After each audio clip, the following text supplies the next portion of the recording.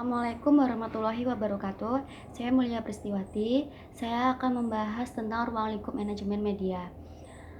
Proses manajemen media massa. Dalam media massa, sebuah manajemen tentu dijalankan dalam satu organisasi tertentu.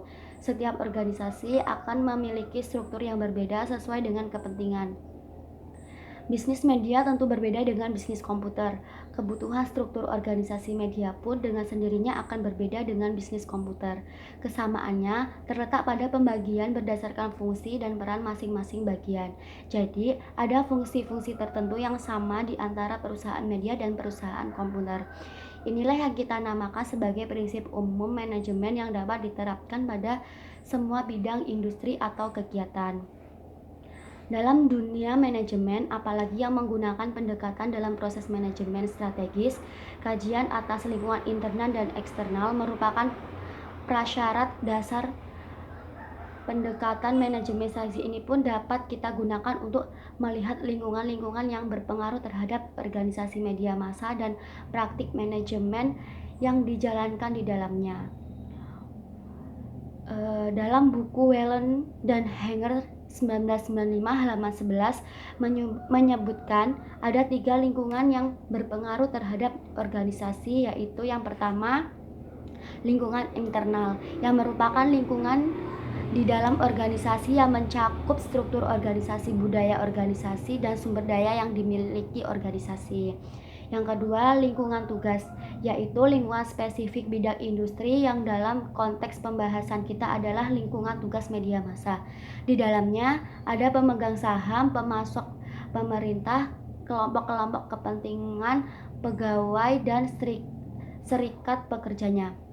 Dan yang ketiga, lingkungan kemasyarakatan, merupakan lingkungan terluar organisasi namun memberi pengaruh terhadap organisasi karena memiliki daya atau kekuatan.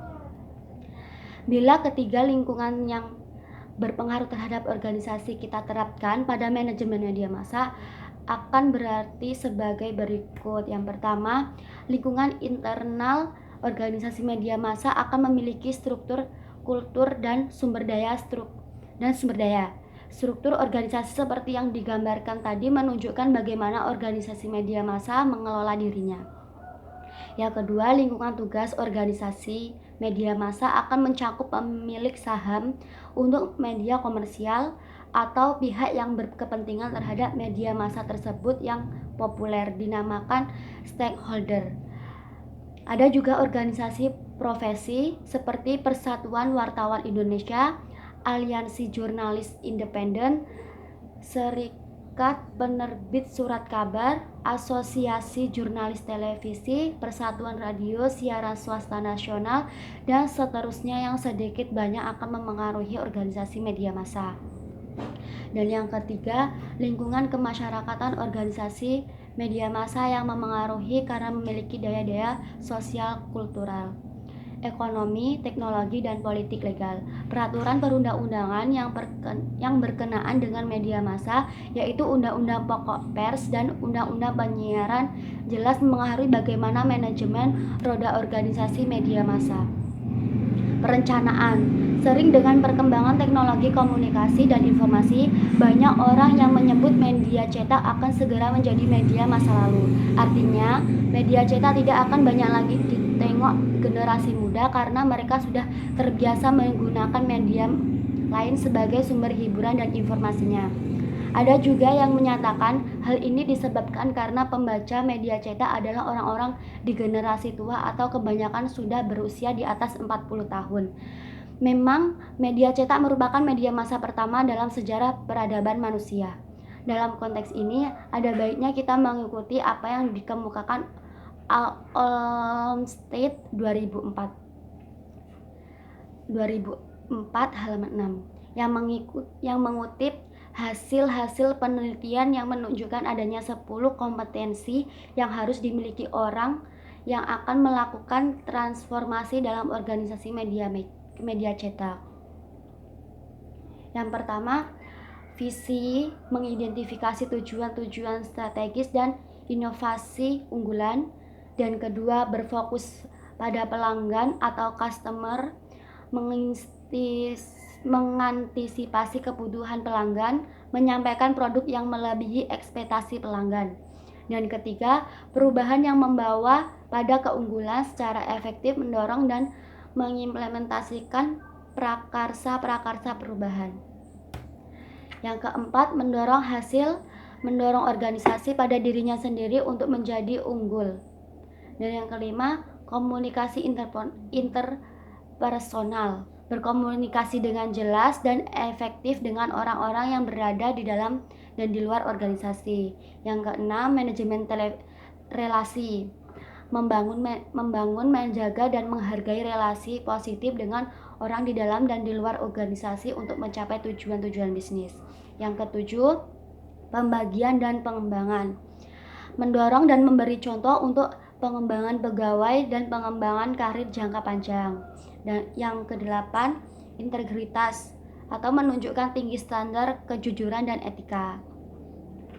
Yang kesembilan, kecerdasan bisnis, biasanya memahami konsep bisnis dan keuangan serta bisnis perusahaan secara umum, menggunakan pengetahuan umum dan spesifik untuk bisa efektif.